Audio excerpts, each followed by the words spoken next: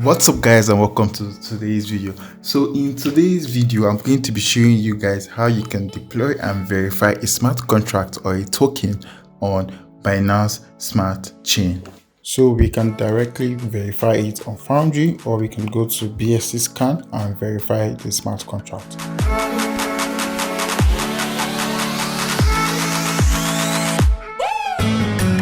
And I'll be showing you guys how we can do that here. So now we're going to deploy the smart contract. So I've done some changes here. So I have changed the mode to normal, and obviously I have changed the name of the token.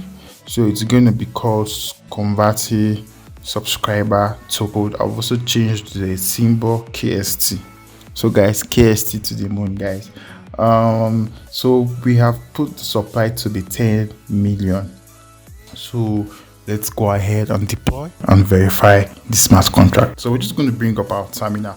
So since we're using Foundry, so we're just going to go forge script deploy.s.so. We pass in our testnet RPC URL. If we're going to deploy this on the mainnet, we're going to use our mainnet RPC URL. We're going to pass in our private key and -- broadcast verify. We're going to pass in our Bscscan API key. But since we are deploying it on Binance Smart Chain, aka Bscscan, we're just going to pass in our Bscscan API key. But if it's going to be on the Ethereum network, we're going to pass in our Bscscan API key. So whatever chain you are using, I just get the API key and pass in the API key, right? So after that, we're just going to hit enter. As you can see guys, it's compiling. 2 file compiled successfully. Okay, so that's done. Let's just give it some time. It's going to deploy. It's going to verify on Binance Smart Chain, and we're going to check it, and we're also going to interact with it. We're going to try and send it.